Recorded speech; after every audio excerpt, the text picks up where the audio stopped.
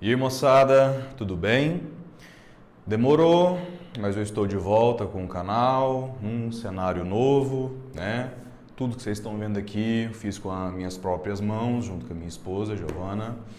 E para voltar, vamos voltar aí na nossa série de cinemarxistas, as minhas análises sobre filmes, seriados, etc. E a pedido da dona Rebeca Gaia, nossa querida camarada, eu vou começar a falar sobre a série Star Wars. Como eu sei perfeitamente bem os vários defeitos que a série tem, especialmente os defeitos das trilogias mais recentes, seja a nova trilogia, episódio 1 a 3, seja essa última trilogia horrenda aí dos episódios 7 a 9. Dado aos problemas, eu não gostaria de começar, por exemplo, falando do episódio 1 a 3. E também não vejo muito sentido começando com a trilogia original. Por esta razão, eu vou iniciar essa volta ao canal, a estreia do novo cenário, com a série Mandaloriano. A produção audiovisual, além de ser a mais recente, a mais acessível para a gente poder analisar e os pontos, tanto os pontos negativos, os motivos de Star Wars ser o que é, o potencial narrativo que Star Wars tem, como também, ao fazer isso, os pontos negativos que a série tem ao seu redor. Então essa foi uma introdução um pouquinho mais lenta, mas vamos lá para os cinemarxistas sobre Mandaloriano. Roda a vinheta. Mandaloriano começa, é como se fosse um Uber, é um caçador de recompensa Uber, né? Ele é um capanga Uber. O primeiro episódio é basicamente essa vida normal do Mandaloriano, né? Ali ele pegando aquele cara, a luta que ele faz, o Mandaloriano ele é um lutador exímio, ele a faz com uma armadura já toda velha, arriscada, né? Você vê que ele está ali meio precarizado. E quando a gente vê ele capturando e coloca a sua vítima dentro da sua nave, ele tem mais 3 ali dentro já, congelado em carbono.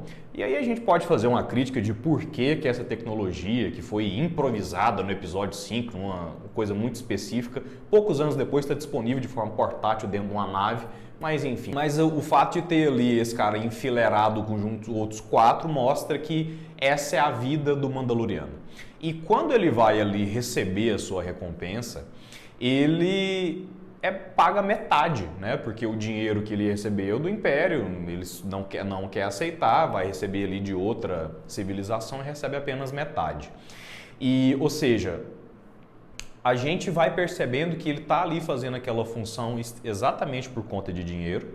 E quando ele pergunta quais são, né, o que ele tem mais para pegar de trabalho, ele, ao receber a resposta, ele fala, não, mas isso não paga nenhum combustível hoje em dia, né? O que reforça essa questão aí da uberização da vida, né? Especialmente pensando na questão dos entregadores de aplicativo. Para fugir dessa hiperexploração que ele se encontra, ele pede, né, o trabalho que paga melhor, e aí é quando começa a trama da série, quando começa a gente ver a transformação desse caçador de recompensas, desse assassino de aluguel, chame como quiser, como ele vai se transformar a partir da sua escolha por esse pagamento grande. Que é quando ele recebe uma proposta de um ex-membro do Império, isso aí é pós a revolução do episódio 6, lembrando que foi uma revolução liberal, né, que vou tecer algumas críticas aqui sobre isso. Ele recebe adiantado um metal que é sagrado para a crença dele, para os Mandalorianos, e a missão é meio estranha, que por mais que ele tenha o rastreador, ele só tem, a única informação que ele tem da sua vítima é que ele tem 50 anos de idade. Então, a gente segue para a história. Antes dele ir em busca do seu alvo, ele para ali na sua comunidade de outros Mandalorianos, que está debaixo da terra, uma comunidade ali literalmente underground, e ele forja, né, mais um pedaço da sua armadura sobre esse metal. E a gente vai descobrir mais sobre essa história desse metal conforme os episódios, então eu vou seguindo a ordem linear aqui. Depois que ele forja, né, ao forjar isso, a gente começa a ver que a relação dele com os Mandalorianos é uma relação onde ele, quando criança, passou por uma situação traumática de violência. São alguns flashes ali que a gente só vai ver a história completa no final da série. Ao chegar nesse planeta, ele passa por dificuldades de imediato, mal acabou de pousar a nave e é salvo pelo personagem de nome Quill, esse nome a gente vai descobrir só no final da série, e então ajuda o Mandaloriano a chegar até o local onde ele vai atrás do seu alvo. E leva ele até o local onde o Mandaloriano não dá nem tempo de planejar né, desenvolver um plano de ataque, porque quando ele está literalmente olhando para ver o que se trata, já tem o IG-11, né? Que é um robô caçador de recompensa ultra habilidoso, né, que vem 360, etc. E ele então é obrigado a trabalhar junto com esse robô contra aquela, né, dúzias de pessoas, de capangas que estão ali protegendo o bebê Yoda. E, enfim, eles se organizam juntos ali, conseguem chegar. E aí tem a primeira cena marcante do seriado para mim, que é o ponto quando a gente abre e descobre do que se trata, que é o bebê Yoda. A visão na perspectiva do bebê Yoda é muito semelhante à história do Mandaloriano, como a gente vai descobrir. Então, eu já traço essa comparação desde este momento, desde o início, porque para mim é o motivo de começar toda a história, né? Toda essa transformação, todos os riscos e todos os sacrifícios que o Mandaloriano faz para salvar a vida e manter o bebê Yoda saudável e com ele. Então o Mandaloriano atira naquele robô e estica o dedo ali e inicia a sua interação com o bebê Yoda, concluindo um piloto que foi muito bem tocado. E eu gosto muito do episódio 2, a sequência, porque basicamente esse grande guerreiro, né, super habilidoso, que matou, né, dúzias de pessoas no episódio 1, ele passa por uma dificuldade tremenda nesse planeta que ele acabou de chegar e conseguiu o seu objetivo primordial, né? Como a gente sabe desde 1977, se você larga qualquer coisa num local ermo, tem perigo dos Jawas, que a princípio era para ter sido uma cultura de Tatooine, mas aí para facilitar a linguagem de Star Wars, estou aí nesse planeta que a gente não sabe nem o nome, e depenam a nave do Mandaloriano. E aí basicamente ele inicia uma perseguição lá, mas basicamente ele tem que voltar, ele tem que pedir a ajuda do Quill, do Ugnaught, que fala, ok, eu vou te levar até eles para você negociar, e não tendo muita alternativa, e a única opção do Mandaloriano ter as peças da sua nave de volta é buscando um tal de um ovo, né? E que a gente vai descobrir o que é esse ovo. Ele tem que lutar com um ser alienígena, parece um rinoceronte, só que muito maior e um chifre muito maior. Ele apanha demais o Mandaloriano. O Mandaloriano, o primeiro golpe, ele já perde a armadura peitoral inteira e vai só apanhando cada vez mais. E no momento que ele ia morrer, ele ia morrer, o bebê Yoda usa a força e levita esse bicho gigantesco no ar para que o Mandaloriano possa finalizar. E aí, de posse desse bendito ovo lá, ao final a gente vê o Mandaloriano tendo as suas peças de volta e com a ajuda do Quill, né, desse Ugnaught, desse personagem que o levou até o bebê Yoda, ele consegue remontar a nave. E aí a gente começa, né, com esse uso da força pelo bebê Yoda, começa a ver como que é a noção que as pessoas da galáxia têm dessa questão da força, dos Jedis, vários anos, né, mais de 20 anos depois da extinção dos Jedi que acontece lá no final do episódio 3. Então é só aquele lugar, eu ouvi falar, né, eu já vi isso, mas é algo muito etéreo. A gente conclui o episódio 2, a gente vê que tudo que foi possível, né, o Mandaloriano só está saindo com o bebê Yoda e vivo daquele planeta pela ajuda inestimável do personagem do Quill, que não apenas levou ele até o bebê Yoda, como depois que o Mandaloriano foi inocente de deixar a nave solta, resgatou as peças com o Jawa e ainda ajudou ele, porque como a gente vai descobrir mais tarde, o Quill é muito habilidoso em diversas coisas manuais. ele consegue reconstruir a nave num tempo hábil e vai embora. E a frase mais marcante do episódio para mim é quando o Quill, e eu acho que ele dá uma cutucada aqui no Mandaloriano, se despede falando: olha, eu espero que você consiga uma recompensa muito grande entregando essa criança aí para quem te contratou, né? Ou seja, essa crítica gigantesca ao modo de vida que o Mandaloriano leva e o que está acontecendo naquele momento. E a gente chega no episódio 3, que é uma das grandes momentos do seriado, assim, de toda a construção, que a gente tem 2 Mandalorianos, né? O primeiro é o Mandaloriano que chega com o bebê Yoda, que vai cumprir com a sua função, né?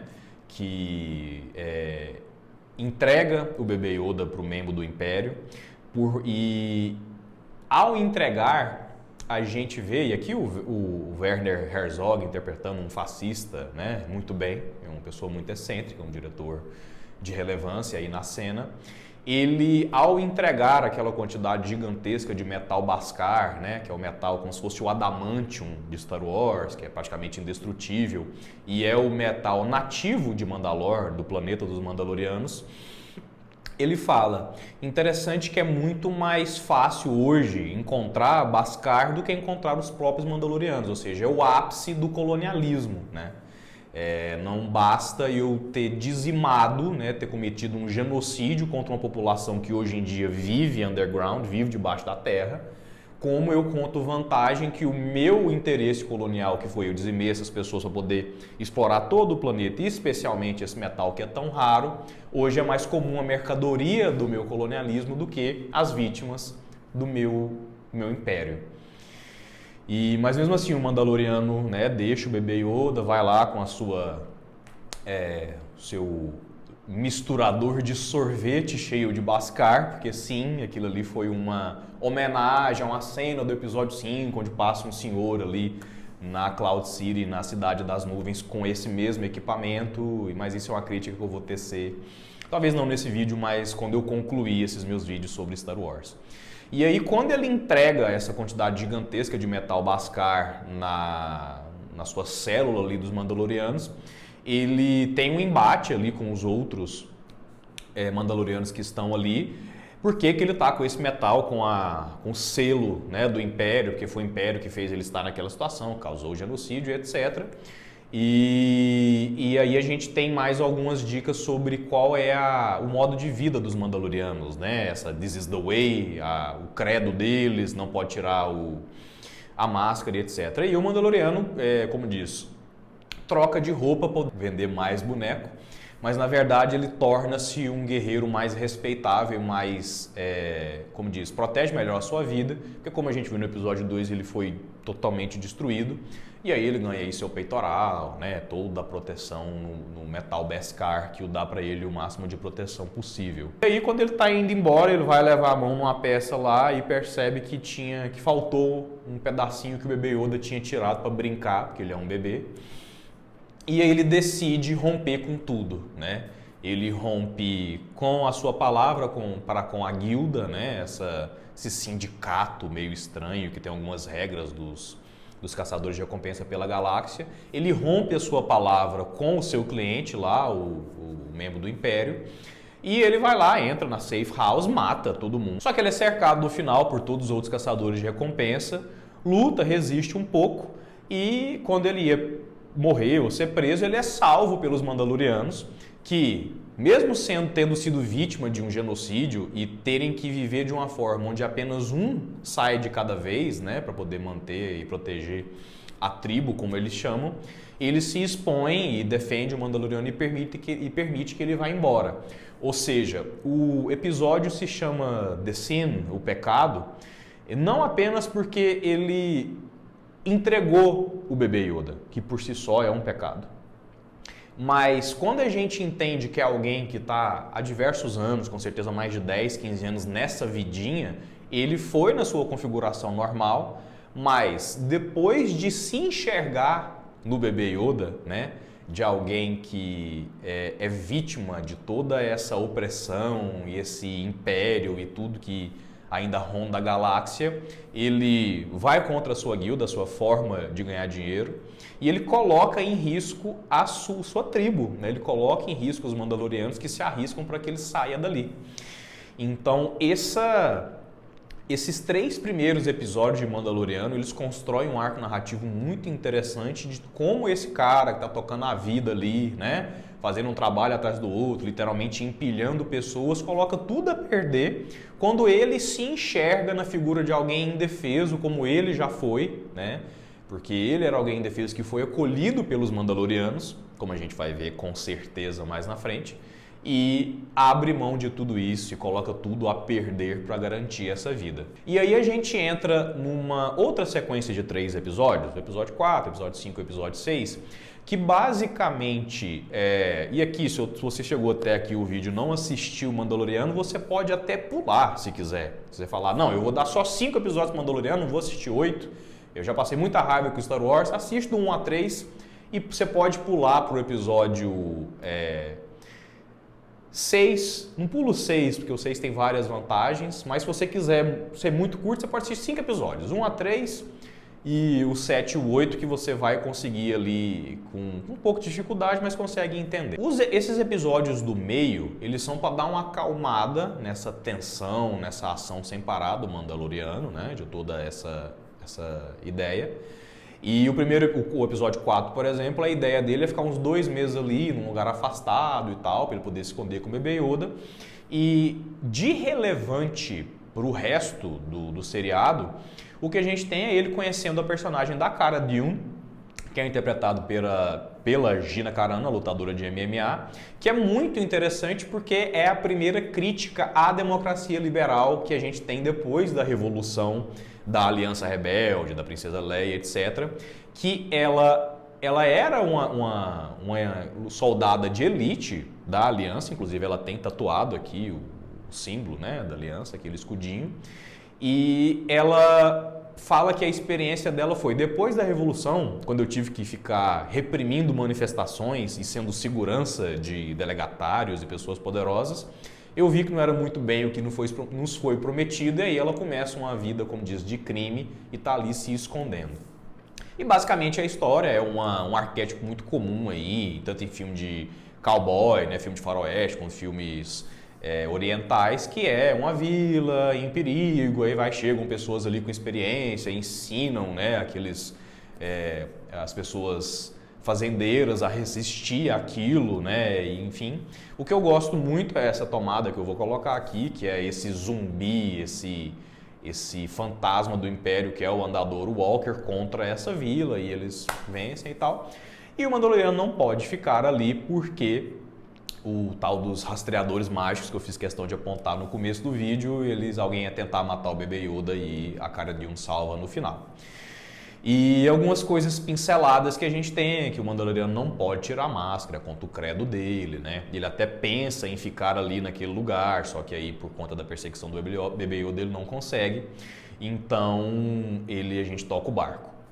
O episódio 5 é o mais fraco da série, basicamente eles cometem o pecado de voltar a Tatooine, que é a Jerusalém de Star Wars, é onde começa o episódio 4, né? O planeta natal tanto do Anakin quanto do Luke Skywalker. E é um episódio bem fraco, eu não tenho muito o que dizer, basicamente é mais um episódio do Mandaloriano, tá difícil, estão me perseguindo, eu tô aqui nessa dificuldade. A única coisa relevante continua mostrando esse respeito que o Mandaloriano tem, né? Por exemplo, pela primeira vez a gente vê alguém se comunicando com os Tusken Raiders, né?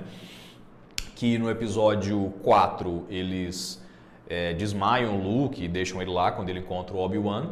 E no episódio 2 a gente sabe muito bem que eles prendem a mãe do Anakin e tal, e são dizimados por ele. E o Mandaloriano, ao chegar no território deles, ele sabe ali a língua de sinais, comunica com eles e negocia uma passagem tranquila, né? E ainda faz questão de dizer, os Tusken Raiders são os nativos daqui, então quem está invadindo são todos nós. A única coisa importante mesmo desse episódio é a aparição no final, os últimos frames, que deve provavelmente ser o Boba Fett, que é o Mandaloriano original, mas enfim, isso é questão de especulação e seguimos.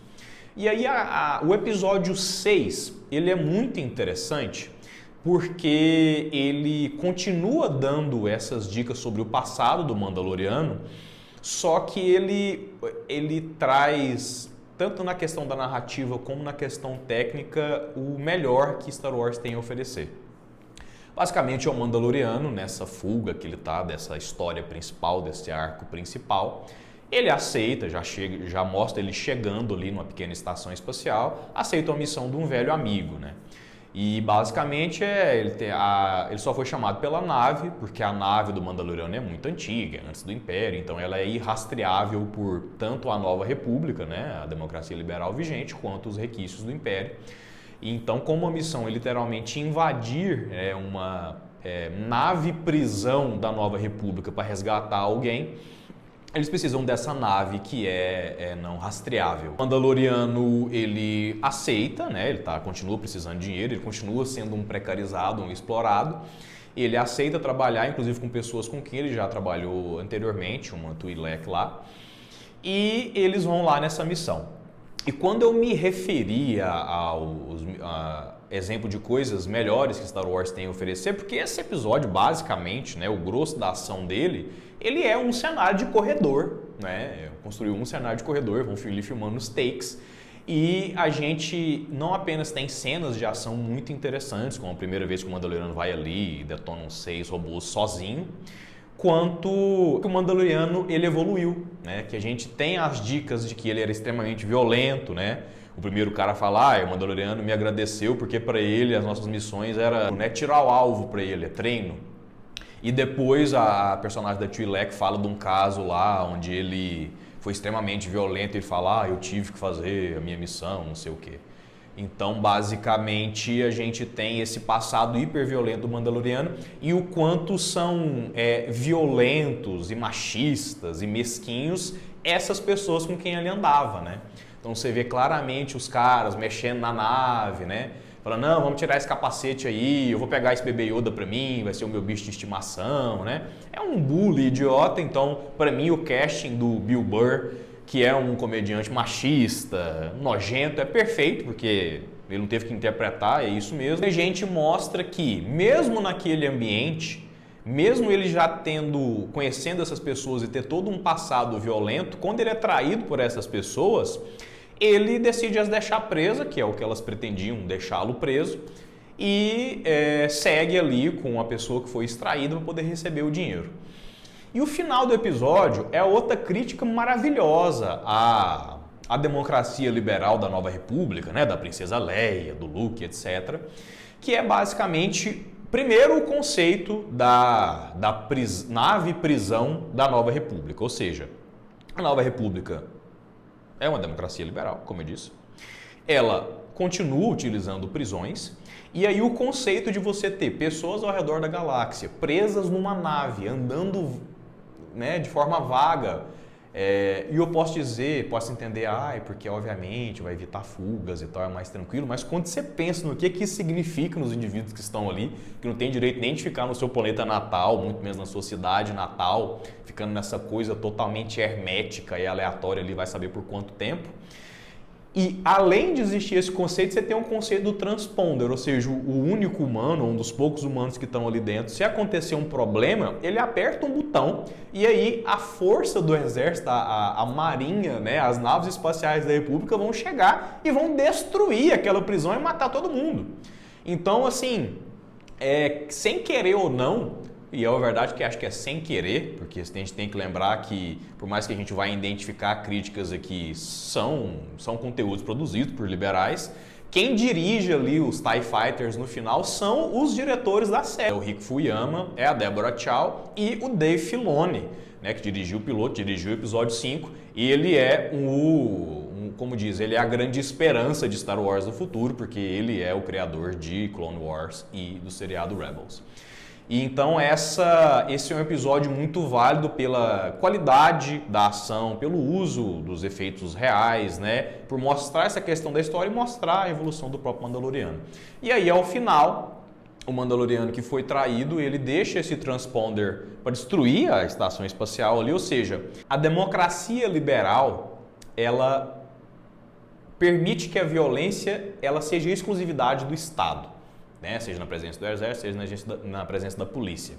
Ou seja, aquele transponder depois que é ativado, não importa a situação, não importa que foi um acidente, essa força do Império vai chegar e vai destruir e matar todo mundo. Então mata, não importa quantas pessoas estivessem naquela estação espacial, eles foram mortos. Então mostra que, por mais que o Império, né, é um império fascista e genocida e etc., a democracia liberal, né, esses heróis que nós acompanhamos na trilogia original, fazem parte de um governo onde a força do Estado é utilizada da mesma forma que no nosso mundo real. Mas, enfim, vamos para a conclusão de Mandaloriano. O Mandaloriano recebe um chamado do Greef Karga, o personagem do Carl Weathers, que é o inimigo do segundo Rock, do Rock 2, e o Apollo Creed.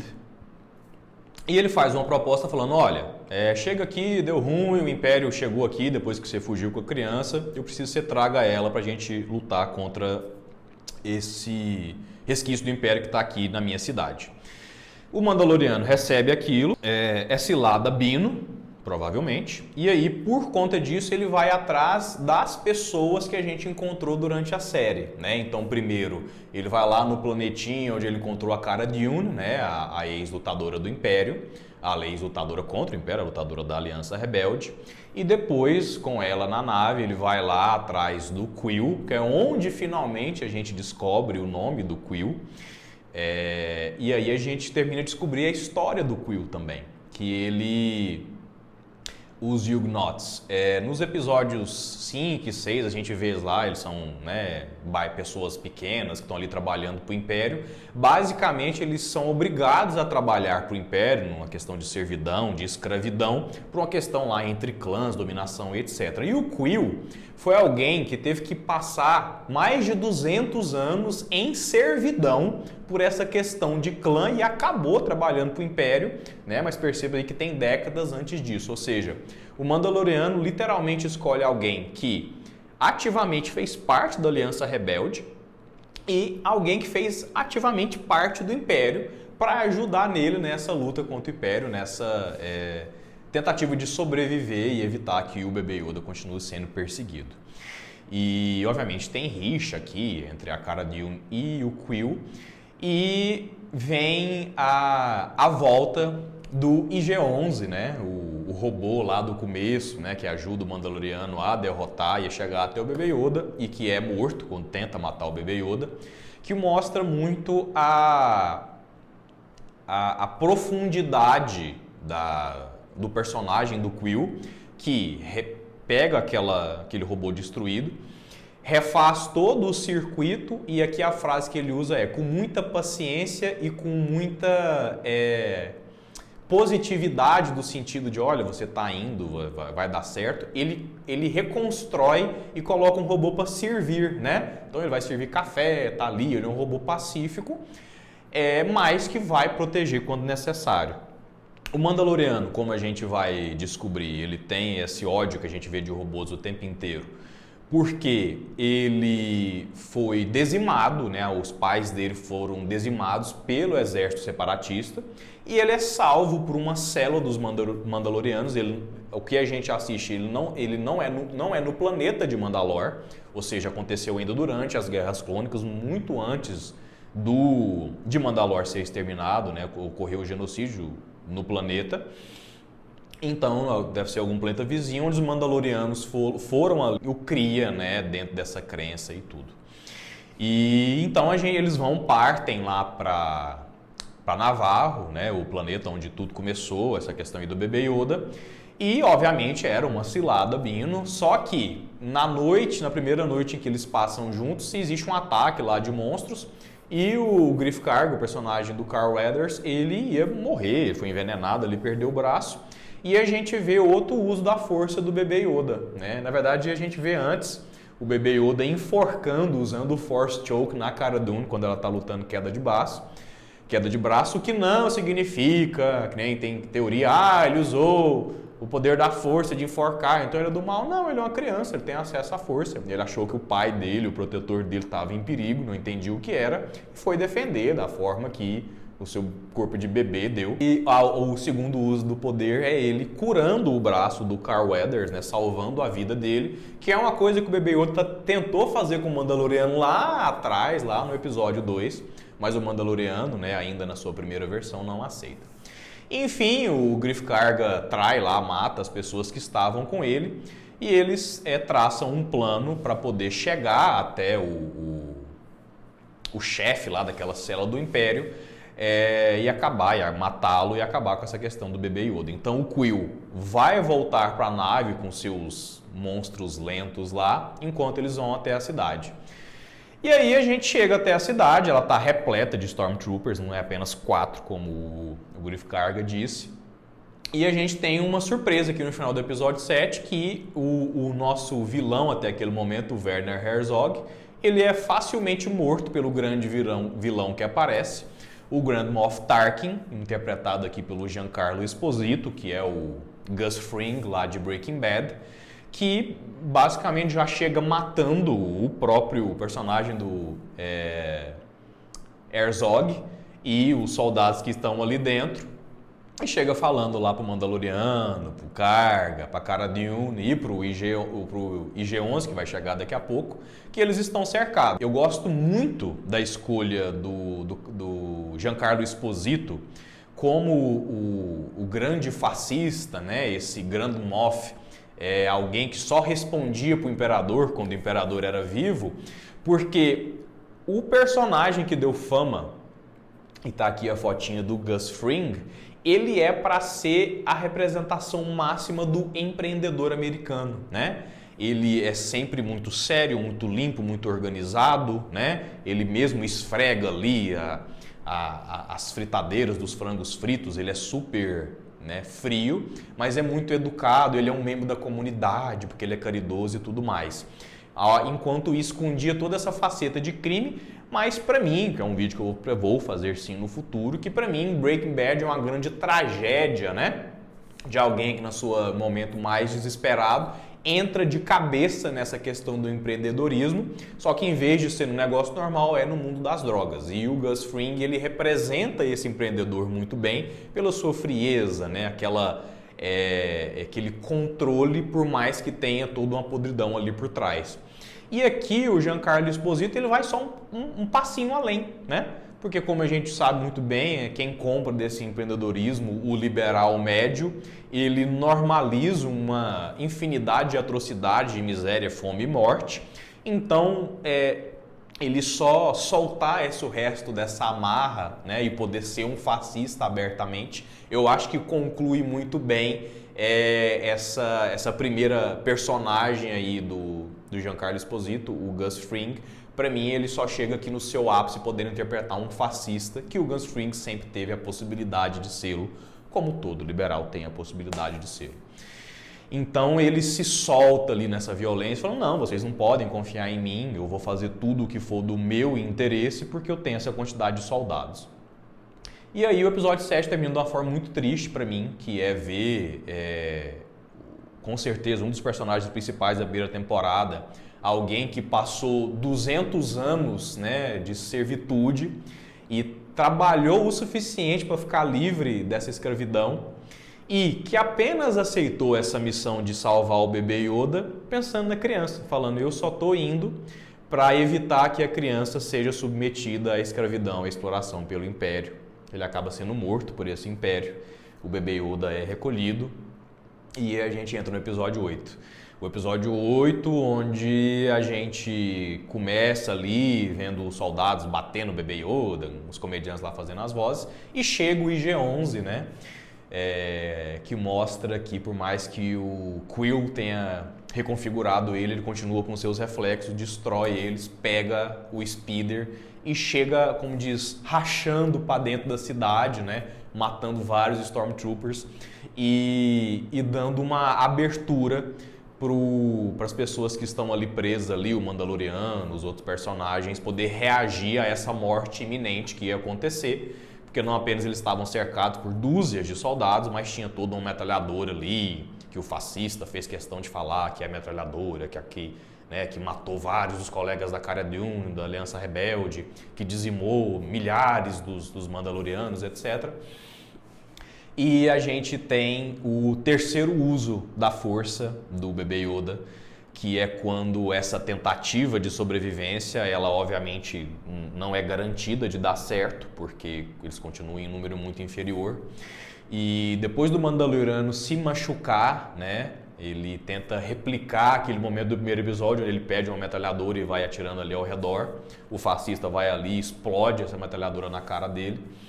E quando eles estavam ali acuados, o Mandaloriano desistindo, pedindo para ficar para trás, alguém joga um lança-chamas lá dentro e o bebê Yoda, né, esse frame aqui maravilhoso, usa a força para segurar esse fogo, né, para segurar essa morte garantida de todos, joga para trás, explode e permite que dê tempo das pessoas fugirem para dentro.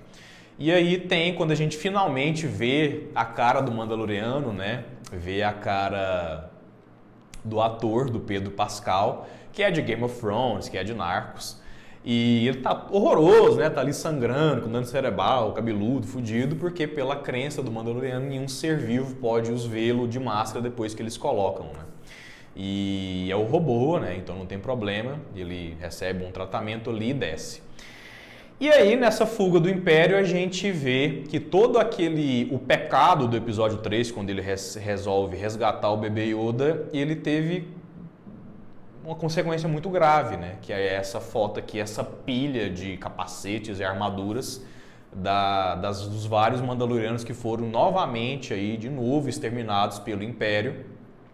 Quando o Império fica sabendo que os Mandalorianos agiram em grupo novamente, eles fizeram questão de ocupar a cidade da forma que ocuparam e deixar só as armaduras para trás. A gente tem uma pausa dessa perseguição, né, que eles entram no túnel depois dessa revelação de novamente os Mandalorianos terem sido vítimas do Império.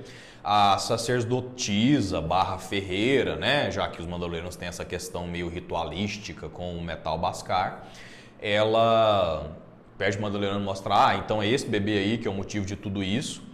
E ao falar que ele consegue mover objetos com a mente e tal, etc., ela finalmente fala o nome Jedi pela primeira vez no seriado e basicamente dá a indicação do que tem que acontecer na segunda temporada, que inclusive é o trailer, que eu vou colocar aqui no link da descrição, que é basicamente essa frase que o Mandaloriano fala. Então, quer dizer que os Jedi são uma seita de magos que são inimigos dos Mandalorianos e a minha função aqui, para cumprir com o nosso credo, é levar esse bebê para que seja criado por esses magos que são inimigos da gente. E ela fala, this is the way, é isso que você tem que fazer. Então, ela ajuda no que pode ali, né, dá a Rising Phoenix, né, dá o Turbojet para o Mandaloriano colocar, coisa que ele não tinha ainda e ficou com inveja de ter ao final do episódio 3. E dá para ele a insígnia do bichão lá, do chifrudo, que o bebê Yoda ajuda ele a matar no episódio 2, mas lembra que eles são uma casa de dois, né, ou seja, aquela morte foi conquistada pelos dois.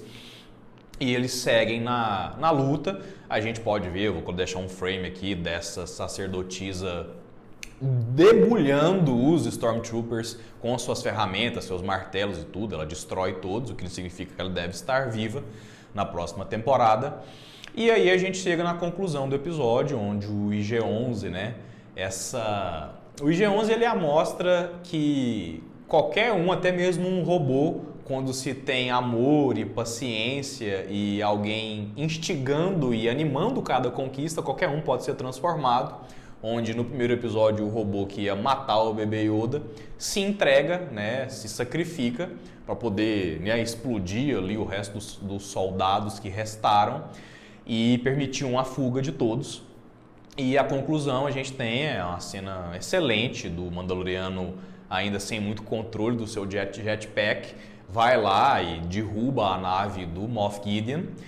E a gente tem que o Mandaloriano tem que seguir viagem, né? Ele tem que cumprir com a sua missão de entregar o bebê para os Jedi, achar os Jedi na galáxia, é o problema dele, é a premissa da segunda temporada. E enquanto que o Greef Karga, né, o personagem do Carl Weathers e a Cara Dune vão ficar lá em Navarro, né, para reconstruir e tal, etc. E não tem como a gente se despedir do Quill, que para mim é um dos personagens principais. Então, um Mandaloriano, como sempre, muito honrado, muito respeituoso, faz ali uma homenagem com pedras, segue viagem. E aqui a gente tem, né, numa das cenas finais, que é o Moff Gideon, o personagem do Giancarlo Esposito, saindo ali da sua nave, né, com um sabre de luz, que é uma luz negra, que ele não é cilíndrico, ele parece uma lâmina de espada de samurai mesmo. E essa cena, ela é uma segunda mostra do máximo do colonialismo. O que eu vou falar aqui, dessa questão do sabre de luz preto, né, que é as últimas cenas do Moff Gideon, pode ser considerado spoiler. Então, se não quiserem consumir, eu vou pintar isso aqui de preto. Então, quando acabar, só ir correndo aqui, quando não tiver mais preto e branco, vocês podem seguir. Mas, para ser sincero, não é, porque o que eu vou falar aqui são informações que já foram nos dadas tanto na Clone Wars, na animação feita pelo Dave Filoni, quanto no Rebels. Basicamente, aquele sabre se chama Darksaber. Ele é algo antiquíssimo, né, milenar da cultura dos Mandalorianos, onde um Mandaloriano que se tornou Jedi desenvolveu aquele sabre e se tornou um costume na cultura dos Mandalorianos que o líder deles utilize aquele sabre quando, né, estiver ali nas suas funções.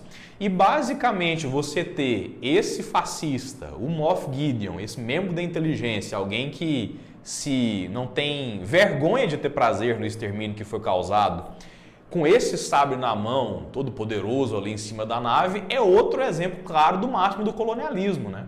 Ou seja, um membro, por mais que tenha poder, mas um general qualquer, um almirante qualquer, né, desse império, tendo em suas mãos a representação máxima de poder do povo que ele participou ativamente do genocídio, né?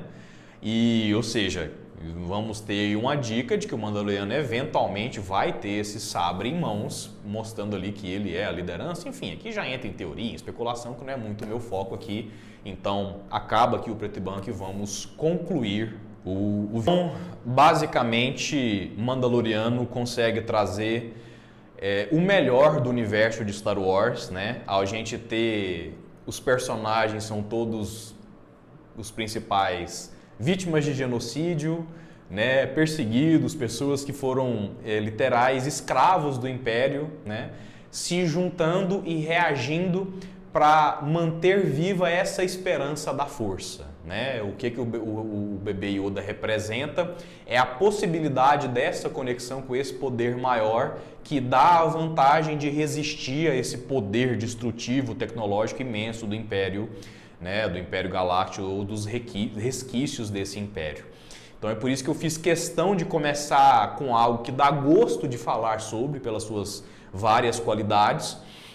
E deixo aqui uma indicação do que vai ser aqui os próximos vídeos do canal, pelo menos do Cine Marxista. A gente só tem um império porque os Jedi se acostumaram em ser uma instituição, né, um apêndice da anterior República da Galáxia. Eles vão se tornando cada vez mais frios e distantes dessa conexão com a força para manter a sua instituição. E é por isso que eles fazem parte ativa do início do Império, liderando aí um literal exército de clones escravizados para defender os interesses do Império. E isso inicia aí, é o motivo de nós termos a nova trilogia, episódio 1 a 3, que é o que eu pretendo falar em seguida. Então, esse é o meu retorno com o canal. Espero que sirva para fazer reflexões acerca, né, das críticas que traz. E se você achar que deve, se inscreve no canal, clica no sininho, compartilha esses vídeos com outras pessoas que podem ter interesse em conteúdo semelhante. E eu fico por aqui desejando tudo de bom para vocês. Até mais.